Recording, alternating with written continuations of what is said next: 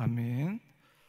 오늘은 야고보서 1장 1절에서 8절의 말씀으로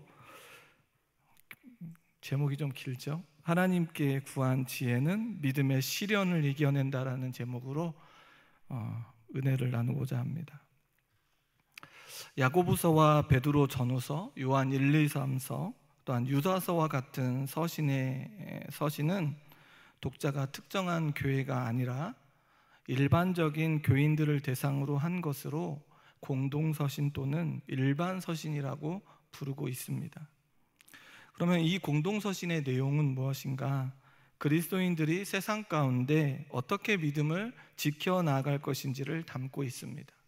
어떻게 하면 이 땅 위에 그리스도인들이 세상 가운데 믿음을 지켜나갈 것인지를 담고 있습니다. 바울 서신이 믿음에 관하여 그 신앙의 기초의 안에서 중요한 부분을 차지하고 있는 것처럼 공동서신 역시 그리스도인들이 삶 가운데에서 신앙을 지켜나가기 위해 아주 중요한 역할을 하고 있습니다. 그럼에도 불구하고 이 공동서신을 우리가 너무나도 무관심하게 바라볼 때가 많이 있습니다.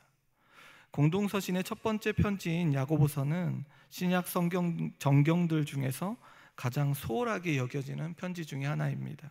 그 이유는 그리스도를 언급하는 적이 별로 없고, 또한 칭의에 관한 그런 바울 서신과 비교할 때 열등해 보인다라고 하는 이유로 소홀하게 여겨집니다.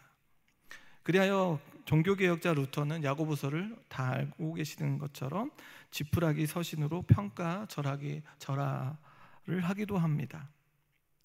그런데 성도님 여러분, 야고보서는 하나님에 관해 빼어난 교리를 담고 있으며 종말론에 관한 두드러지는 강조점과 죄에 관한 중요한 교훈들을 담고 있습니다.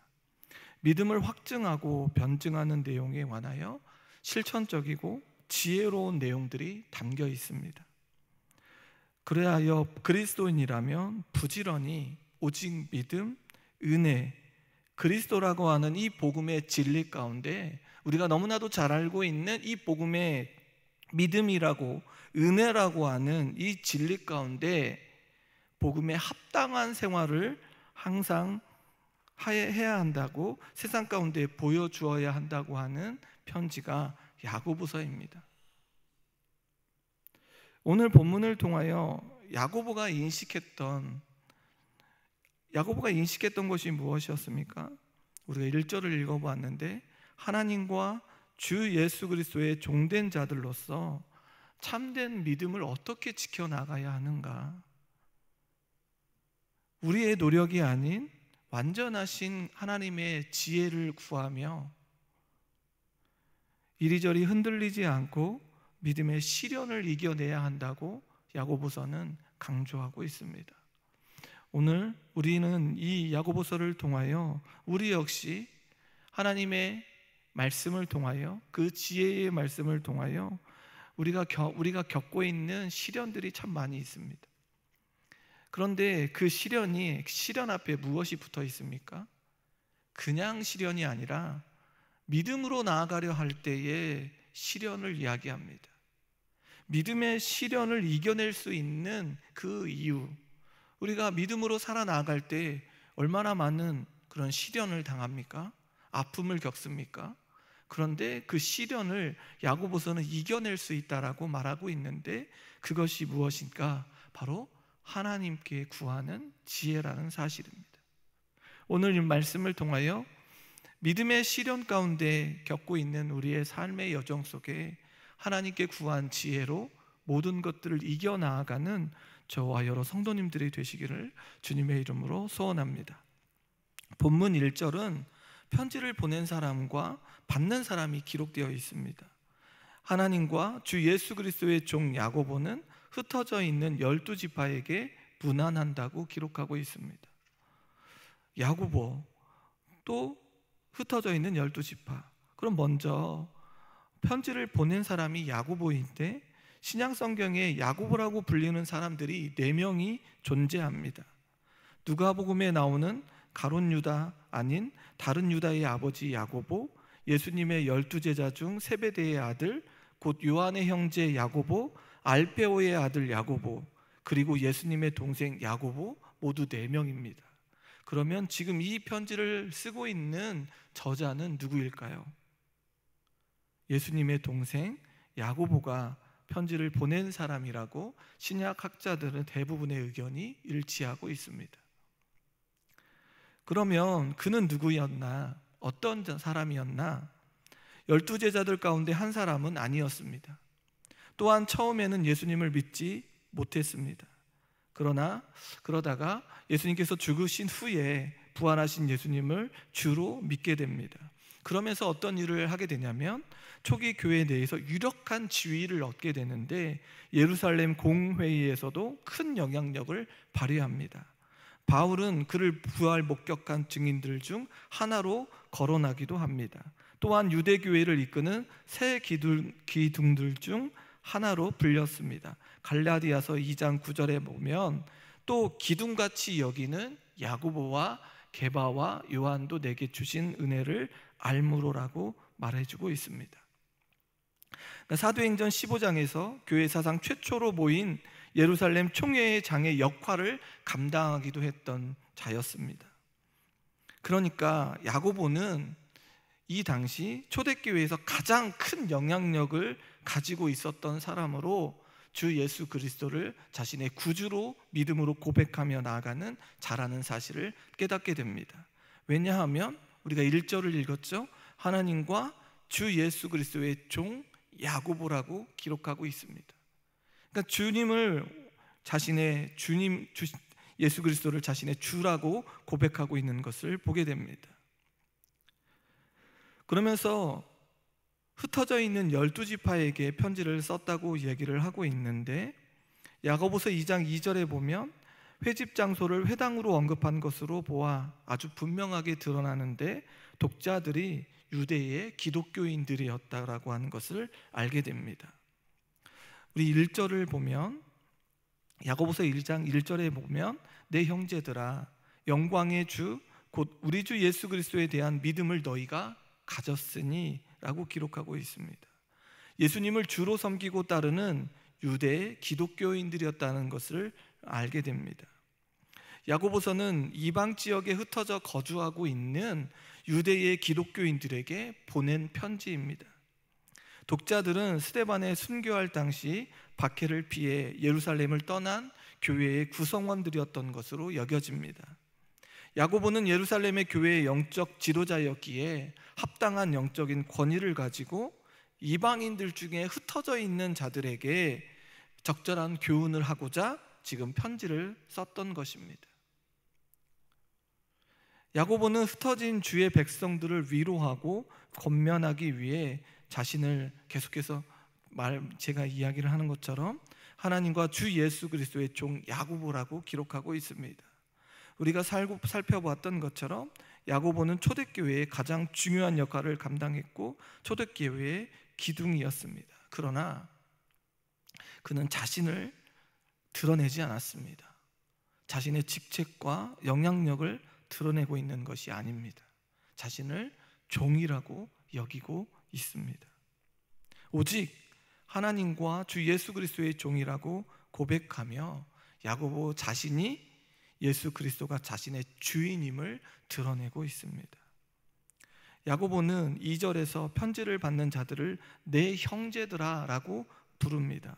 야고보가 흩어져 있는 12지파를 향해 내 형제들아 라고 부르는 것은 같은 동족인 유대인 성도들 뿐만 아니라 이방의 그리스도인들까지 포함하여 그리스도를 주로 고백하는 동일한 자들을 무엇이라고 불리고 있냐면 형제라고 부르고 있습니다.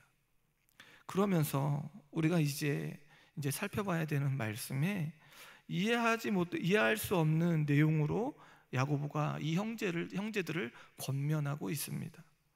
1장 2절의 말씀에 보면 시험을 당하거든 온전히 기쁘게 여기라. 성도님들이 이해가 되십니까? 시험을 당하는데 어떻게 온전히 기쁘게 그 시험을 여길 수 있을까요? 시험을 당하면 괴롭습니다. 힘들죠. 이 왜 형제들에게 이렇게 이해할 수 없는 내용을 말해주고 있는지를 살펴보면서 함께 은혜를 나누고자 합니다. 여기에서 말하는 시험이라는 것은 시련과 유혹 모두를 포함하는 단어입니다. 그렇다면 우리가 시험을 생각해 보면, 시험이라고 하는 단어를 생각해 보면 일반적으로 악한 생각과 나쁜 동기에 의해 이끌리는 유혹이 있을 것입니다. 우리의 마음 안에 있는 생각과 마음 안에 있는 그런 감정과 나쁜 동기로 인하여 이끌리는 유혹이 있습니다. 그죠? 우리 안에, 날마다 우리 안에 이런 악한 생각이 얼마나 많이 있는지 모르겠습니다. 예수를 믿음으로 고백하며 살아가면서도 이 악한 모습을 해결하지 못해 감정이 치솟고 울분이 폭발쳐 오르는 그럴 때가 얼마나 많이 있습니까? 저만 그렇죠? 또한 인간이 외적으로 당하는 역경과 확대, 그리고 고난의 삶에서 견뎌내야 하는 시련도 성도에게 믿음을 테스트하는 시험이 될 수 있습니다. 그러니까 외부적으로 오는 시험, 내부적으로 오는 것들, 그 모든 것들을 이야기하고 있습니다. 그런데 야고보가 말하고 있는 이 시험은 내적인 욕심으로 인한 유혹을 말하는 것이 아님을 우리는 말씀을 보면서 알게 됩니다. 내적인 것이 아니라 외적인 고난으로 인한 시험임을 발견하게 되는데, 그렇다면 왜 외적으로 드러나고 있는 이 시험에 관하여 온전히 기쁘게 여기라고 얘기하고 있을까? 당시에 로마 제국에 흩어져 있는 그리스도인들이 받는 위험과 시험이 여러 가지라고 지금 말하고 있습니다. 그 시험을 기쁘게 여기라고 말하고 있습니다. 계속해서 오는 시험 때문에 절망과 고통 가운데 빠져 있는 것이 아니라 그것을 전적으로 기쁘게 여기라라고 하는 이 이해할 수 없는 내용을 권면하고 있습니다. 왜 그럴까요? 왜 이렇듯 이해할 수 없는 권면을 주고 있는 것일까요? 이 시험이 이들에게 유익을 가져다 주기 때문에 그렇습니다. 이 시험이 우리에게 유익을 가져다 주기 때문에 그렇습니다. 바울 역시 동일한 고백을 한 적이 있는데, 로마서 5장 3절에서 4절의 말씀에 보면, 다만 이뿐 아니라 우리가 환난 중에도 즐거워하나니 이는 환난을 인내를, 인내는 연단을, 연단은 소망을 이루는 줄 알미로라. 그리스도를 주로 고백하며 나아가는, 믿음으로 고백하며 나아가는 자들은 환난 중에서 즐거워한다고 말하고, 그를 통해 인내, 연단 및 소망으로 이끌어주기 때문임을 바울이 강조하고 있습니다. 이러한 그리스도인들의 모습이 이렇게 환난과 역경이 찾아오는 이 상황 속에서 이 모습을 바라보는 불신자들에게 굉장히 낯설고 이해가지 않는 행동일 것입니다. 그런데 이 야고보는 이러한 모습이 그리스도인에게 합당하다는 것입니다. 야고보는 이러한 모습으로 나아갈 수 있는 이유에 대해서 말해주고 있는데, 3절의 말씀에 보면 이는 너희의 믿음의 시련이 인내를 만들어내는 줄을 너희가 알미라. 너희도 알고 있다라는 사실입니다. 너희가 겪고 있는 이 시련 앞에 무엇이요? 믿음의 시련을 이야기하고 있습니다. 하나님을 위하여 예수 그리스도를 믿는 믿음 안에서 살아가고 있는 이 믿음의 시련이라는 것이 무엇을 만들어내는가? 인내를 만들어 간다는 사실입니다. 인내를 만들어낸다는 것입니다. 여기에서 말하는 이 시련은 금, 은을 뜨거운 불 속에 녹여 그 진위를 시험하듯이 믿음의 진위를 입증하거나 시험하는, 연단을 의미하는 단어로 사용되어지고 있습니다. 여기에서 쓰인 시련이라고 하는 단어는 그리스도인의 삶에 있어서 믿음의 진위를 테스트하는 과정임을 알게 된다는 것입니다. 지금 형제들에게 당하는 시련은 한 번 그치는 것이 아니라 계속해서 되풀이되어집니다. 반복되어지죠. 우리 역시 믿음으로 살아가는 삶의 여정 속에서 얼마나 많은 시련을 당하는지 모릅니다. 예수 그리스도를 믿는다 여기며 당하는 이 믿음의 시련이 얼마나 많은지. 그런데 한 번으로 그칩니까? 그치지 않습니다. 하나님께서 우리를 불러주시는 그날까지 이 시련은 계속 우리에게 주어질 것입니다. 그런데 이 시련이 무엇을 만들어내는가? 인내를 만들어낸다는 사실입니다. 그리스도인들에게 반복적으로 닥치는 믿음의 시련 가운데 인내라고 하는 열매를 거두게 됩니다. 야고보는 여러 가지 시험을 기쁘게 여기며 나아갈 수 있는 이유는 인내를 만들어내며 그 인내로 인하여 무엇이 더욱 견고해지는가? 믿음이 더욱더 견고해짐을 말해주고 있습니다. 이 믿음의 시련이 우리의 삶을 망쳐놓는 것이 아니라, 이 믿음의 시련이 우리를 완전히 꼬꾸라뜨려서 망쳐버리는 그런 삶이 아니라, 이 믿음의 시련을 통하여 인내를 배우게 되는데, 이 인내를 통하여 다시 우리의 믿음이 어떻게 되어집니까? 견고해지게 되어진다는 사실입니다. 그러기에 야고보가 무엇을 말하고 있습니까? 그 시험을 온전히 기쁘게 여기며 앞으로 끝나는 것이 아니라 그 인내를 이루도록 해야 함을 강조하고 있습니다. 4절의 말씀에 보면 무엇을 얘기하고 있습니까? 인내를 온전히 이루라. 이는 너희로 온전하고 구비하여 조금도 부족함이 없게 하려 함이라. 야고보는 형제들에게 무엇을 원하고 있습니까? 성숙하기를 원하고 있는 것입니다. 그리스도인으로서 살아가는 삶의 여정 속에 예수를 믿음으로 고백하며 살아가는 1년, 2년, 3년, 10년, 20년, 30년이 되어지는 이 상황 속에서 우리의 삶에 무엇이 있기를 원한다고요? 성숙이 있기를 원하고 있습니다.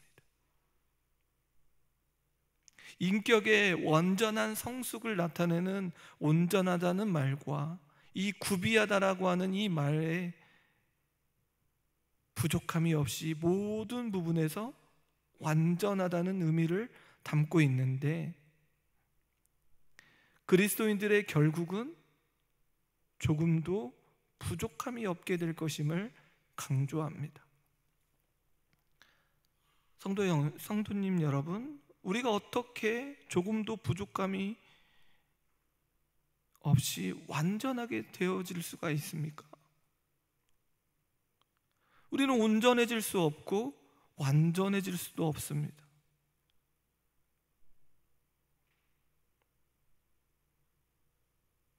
그런데 오늘 이 본문을 통하여 시련을 통해 인내를 온전히 이루며 나아갈 때, 그 인내를 온전히 이루며 나아갈 때 하나님이 인정하시는 온전한 삶으로 살게 되어진다는 것을 발견하게 됩니다. 그러기에 고난 가운데서 인내하는 이 모든 것을 통하여 우리가 무엇에 이르게 되어지는가? 성숙함에 이르게 되어지고, 완전할 수 없는 우리의 인생이 완전하고 온전하고 부족함이 없는 자의 모습으로 나아갈 수 있게 되어진다는 사실입니다. 그리하여 우리의 인생이 죄로 말미암아 죽을 수밖에 없고, 완전히 꼬꾸라져서 무너지고 쓰러지고 절망 가운데 소망 없이 살아가는 우리의 삶의 모습이어야 하는데, 이 믿음의 시련 통하여 예수 그리스도를 믿는 이 믿음 안에서 살아가는 이 삶의 여정 속에서, 이 인내를 온전히 이루며 살아가는 이 삶의 여정 속에서 우리가 어디 앞에 서는 것이 아니라, 하나님 앞, 날마다 사람 앞에 서는 것이 아니라 날마다 하나님 앞에 서서, 하나님, 나는 완전하지 않습니다, 온전하지 않습니다, 우리가 인내를 이룰 수도 없는데, 이 믿음의 시련을 이겨낼 수 없는데 하나님 도와달라고 구하며 나아가게 되어진다는 것입니다. 이렇듯 야고보는 형제들에게 인내를 이루어 성숙하고 온전하여 부족함이 없는 상태에 이르기 위해서 무엇이 필요한가? 성도님 여러분, 우리가 온전하고 완전해질 수 있습니까? 조금도 부족함이 없이 하나님 앞에 설 수 있습니까? 그럴 수 없습니다. 날마다 죄 가운데 살아갈 수밖에 없고 허우적거릴 수밖에 없는 우리의 인생이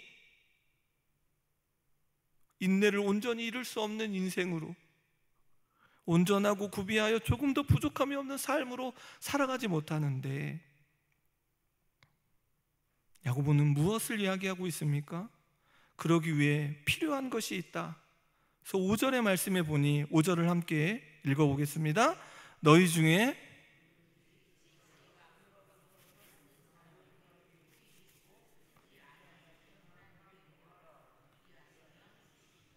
아멘. 우리가 온전하고 완전해질 수 있고 조금도 부족함이 없을 수 있는 이유가 바로 여기에 있다는 사실입니다. 너희 중에 누구든지 부족하거든. 야고보는 성숙하고 온전하여 부족함이 없으려면 무엇을 소유해야 하는가?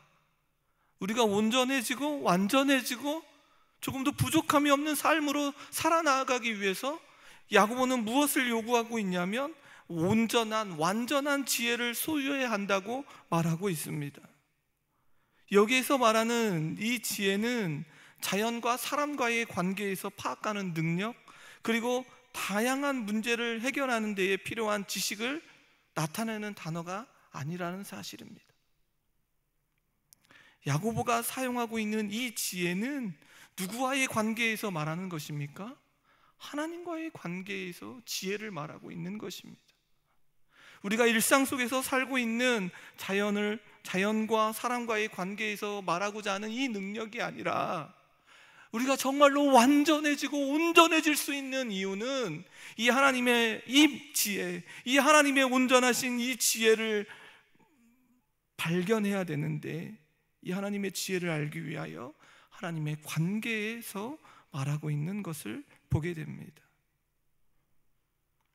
지혜와 지식이라는 단어가 구별되지만 이 하나님 앞에서 이 지혜와 지식이 구별될 수 있습니까? 그럴 수 없습니다. 하나님은 지혜도 온전하며 지식도 온전하기 때문에 구별이 필요 없습니다. 완전한 지식으로 우리를 이끄실 그 하나님의 지혜가 얼마나 놀라운지를 발견하게 됩니다. 성도님 여러분, 이 완전한 지식으로 우리를 이끄셔서 하나님의 지혜가, 이끄실 그 하나님의 지혜가 얼마나 놀라운지, 죄로 말미암아 죽을 수밖에 없던 우리의 인생을 그 완전한 그 지식으로 예수 그리스도를 보내어 주시는 놀라운 그 은혜 가운데 이끌어 주심으로, 하나님의 지혜를 몽땅 우리에게 보여주심으로 완전하게 우리에게 보여주시지 않으셨습니까? 너희가 완전해질 수 있는 이유, 온전해질 수 있는 이유, 조금도 부족함이 없는 삶으로 살아갈 수밖에 없는 그 이유는 내가 온전하니까. 하나님이 온전하시고 완전하기에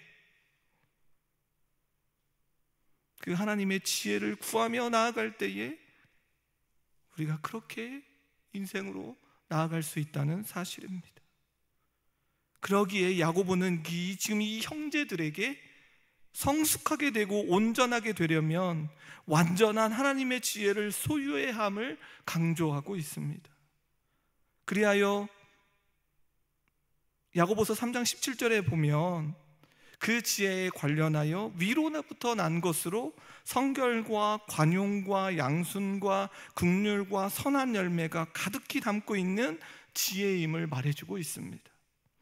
그리고 우리가 지금 계속해서 목장 모임을 통하여 하나님의 성품을 배우고 있는데, 누가 어떻게 그 성품 안에 우리가 다다를 수 있겠습니까? 근데 우리를 부르셔서 그 성품 안에 살아갈 수 있도록 인도해 주시는 그 은혜가 얼마나 크고 놀라운지, 이러한 하나님의 지혜를 구하며 나아갈 때 시험을 이길 뿐만 아니라 시험을 통하여 유익을 얻게 되어진다는 것을 말해주고 있습니다. 그러면서 야고보가 모든 사람에게 후히 주시고 꾸짖지 아니하시는 하나님께 구할 것을 권면합니다. 완전한 하나님의 지혜를 구하면 하나님께서 주실 것임을 분명하게 말하고 있습니다. 하나님은 구하는 자에게 후히 주시는 분입니다. 하나님은 구하는 자에게 후히 주시는 분임을 깨달아야 합니다. 구하고 계십니까?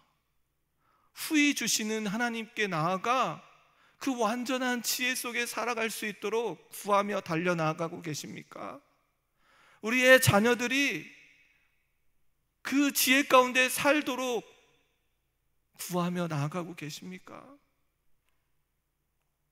하나님께서 자신의 부족감을 알고 시험을 이기기 위해 지혜를 구하는 자에 대해서 책망하지 않으십니다. 믿음의 시련으로 여겨지는 삶의 여정 속에서 우리가 부족함을 깨닫고 하나님 어떻게 살아가야 합니까? 완전할 수 없고 무너질 수밖에 없는 이 상황 속에서 하나님 어떻게 해야 하는지 가르쳐 달라고 구하는 자에게, 그 지혜를 구하는 자에게 책망하지 않으신다니까요. 그런데 왜 하나님 앞에 올라와 엎드리지 않으십니까? 완전하고 온전하며 하나님의 뜻이 무엇인지를 발견하며 부족함이 없는 상황 속에 놓여져 하나님을 기쁘시게 하는 삶으로 살아갈 수 있는데 왜 구하지 않냐는 것입니다. 자기의 정욕을 위해 구하는 자에 대한 기도를 듣지 않으실지라도 하나님의 뜻 가운데 그 앞에 서기 위해 도움을 구하는 자에 대해서 하나님께서는 기쁘게 여기신다는 사실입니다. 그래야 하나님께서는, 너무나도 놀라운 것은 하나님께서는 모든 자에게 빈부를 높고 낮으며 아니라는 것입니다. 하나님의 뜻을 구하는 자에게 멸시하거나 책망하지 아니하시고 주시는 분임을 기억해야 합니다. 하나님께서 그리스도인들에게 주신 이 기도의 권리를 얼마나 귀하게 여겨야 하는지. 왜요? 부족할 때, 완전하지 못할 때, 넘어지고 쓰러지며 너무 나약해졌을 때 하나님께 구하며 나아갈 때 일으켜 주신다니까요.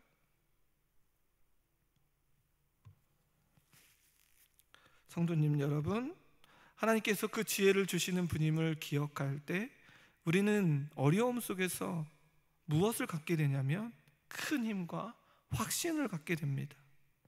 하나님은 인간과 다르게 상황이나 사람 때문에 무엇을 주시는데 실패하는 분이 아니지 않습니까? 하나님은 인간과 너무나도 다르기에 모든 것을 우리에게 허락해 주시는 사랑이 많으시고 자비가 풍성하신, 긍휼과 노하기를 더디하시는 그 하나님이기에 우리는 큰 확신을 가지고 그 응답을 기다릴 수 있다는 사실입니다.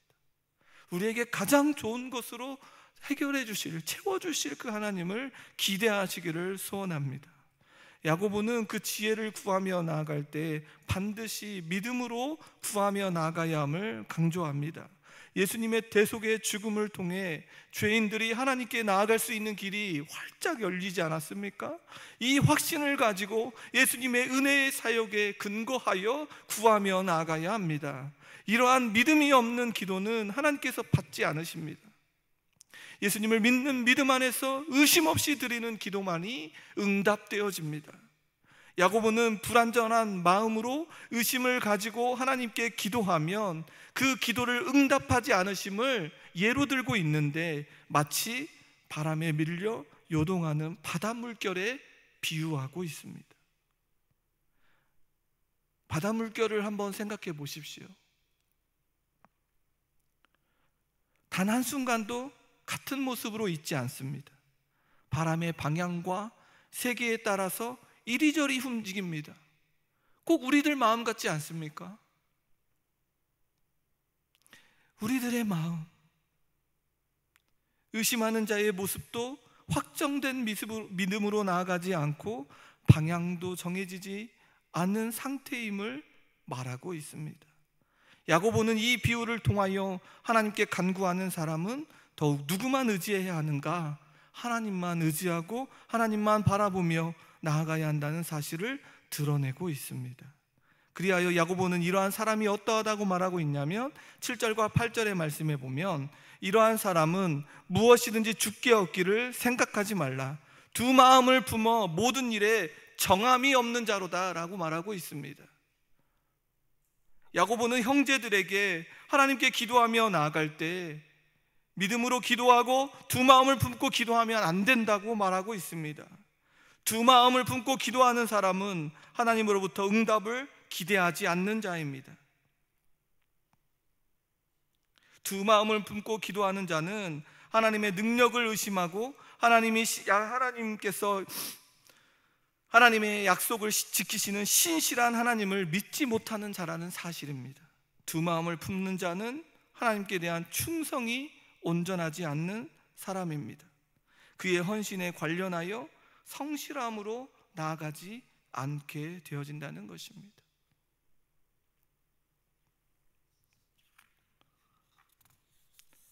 성도님 여러분, 하나님께 대한 믿음을 두 마음을 품고 나아가는 것과는 정반대의 길이라는 사실입니다. 하나님께 대한 믿음을 가지고 나아가는 이 모습은 두 마음을 품고 나아가는 것과 정반대의 길이며, 믿음은 하나님의 존재와 능력과 사랑을 인정하고 그 안에서 살아가기를 고백하고 결단하는 것입니다. 그러므로 어떠한 시련이 온다 할지라도 인내하게 되어진다는 것입니다. 하나님의 사랑을 알고 그 하나님의 존재와 그 능력과 나를 향한 하나님의 그 놀라운 계획을 알고 있기에, 하나님의 그 놀라운 은혜들을 알고 있기에 그 어떠한 시련이 온다 할지라도 무엇을 할 수 있다는 사실입니까? 인내할 수 있다는 사실입니다. 그리고 하나님께서 반드시 상으로 갚아주실 것을 기대하며 살아갑니다.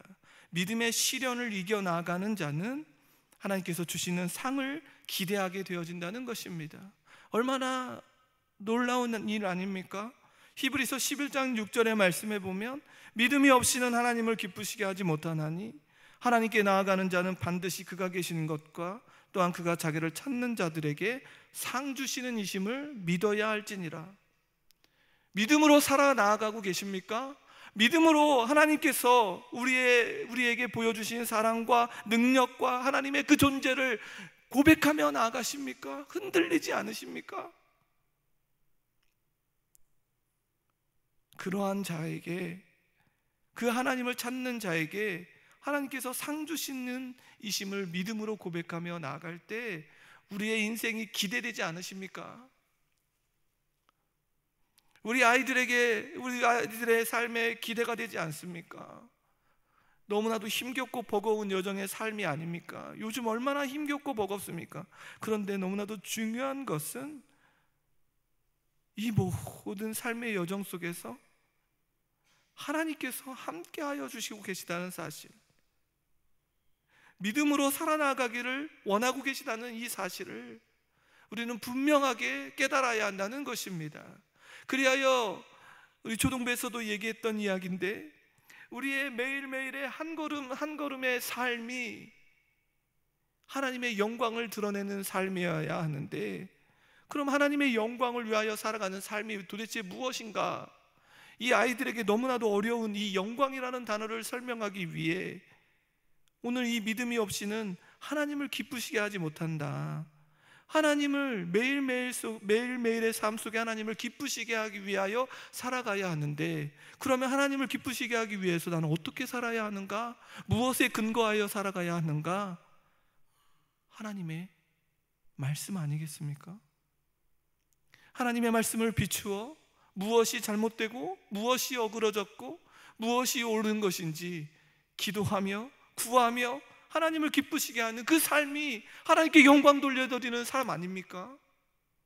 그러할 때 하나님께서 주시는 그 상이 있다는 사실이 얼마나 크고 놀라운지, 우리 공동체에게, 우리 교회 공동체에게, 우리 개개인에게 주시는 이 상이 있다는 이 사실을 기억해야 한다는 것입니다. 예수님을 믿는다는 사실로 인하여 지금 고통당하고 있는, 흩어져 있는 이 형제들에게 믿음으로 나아감을 강조하고 다시금 유대교로 돌아가서고 안 된다라고 하는 이 히브리서의 기자는 강조하고 있는 것입니다. 그러면서 믿음으로 살아가는 자들에게 무엇이 있는가? 상이 주어진다는 것입니다. 야고보는 흩어져 있는 형제들에게 예수를 믿는 삶으로 살아가는 길에서 시련을 겪을 수밖에 없음을 말해주고 있습니다. 우리 역시 믿음의 시련을 겪을 수밖에 없습니다. 세상과 다른 길을 걷고 있기에 당연히 시련을 겪을 수밖에 없지 않겠습니까? 그러나 그 시련을 믿음으로 이겨내는 길은 하나님의 지혜를 구하는 길밖에 없습니다. 후히 주시고 꾸짖지 아니하시는 하나님께 나아가 믿음으로 살아나가야 하는데, 하나님 어떻게 살아가야 하는지 가르쳐달라고 계속해서 구하며 나아가야 한다는 것입니다. 이리저리 흔들리는 믿음이 아니라 완전하고 온전하여 하나님 앞에 나아가는 거룩한 백성들이 되어야 되지 않겠습니까? 하나님의 지혜를 구하며 나아갈 때에 온전하고 완전하고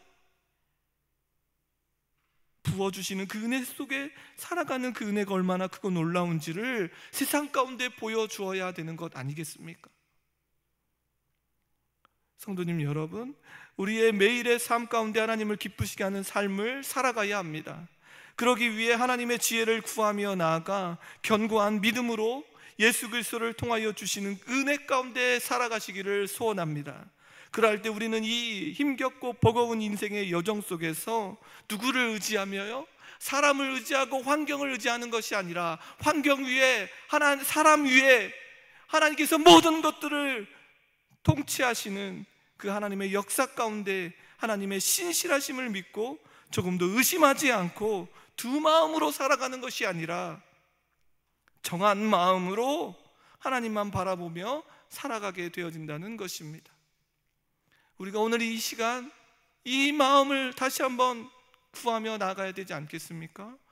바람의 물결이 요동치는 그런 마음이 아니라 하나님께 지혜를 구하는 이 정한 마음으로 살아가기를 결단해야 되지 않겠습니까? 우리 아이들이 그 정한 마음으로 하나님의 뜻 가운데, 하나님의 역사 가운데 하나님의 영광을 드러내는 삶으로 매일매일 살아갈 수 있도록 기도해 주어야 되는 것 아니겠습니까? 우리 공동체가 그 일들을 감당해야 되는 것 아니겠습니까? 믿음의 시련을 이겨낼 때 하나님의 지혜가 얼마나 놀라운지를 세상 가운데 보여주는 공동체가 되어야 되지 않겠습니까? 하나님의 지혜를 구하면 믿음의 시련을 이겨냄을 기억하시며 하나님께서 주시는 그 지혜를 날마다 구하며 하나님을 기쁘시게 하는 저와 여러 성도님들이 되시기를 주님의 이름으로 소원합니다. 말씀 한 구절만 읽고 말씀을 마치려고 하는데요, 시편 147편 5절입니다. 우리 한 목소리로 함께 읽겠습니다. 우리 주는 위대하시며 능력이 많으시며 그 지혜가 무궁하시도다. 아멘. 기도하겠습니다.